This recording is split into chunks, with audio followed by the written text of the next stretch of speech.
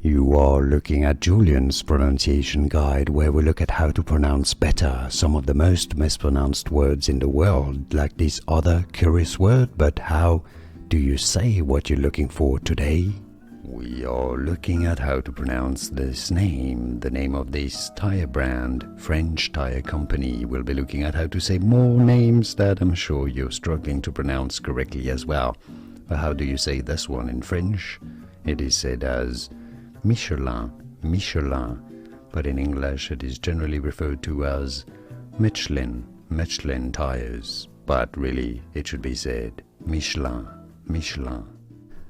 Here are more videos on how to pronounce more confusing words and names too many mispronounced. Like this video if you found it useful. I appreciate your support. I'll see you soon and thanks for watching.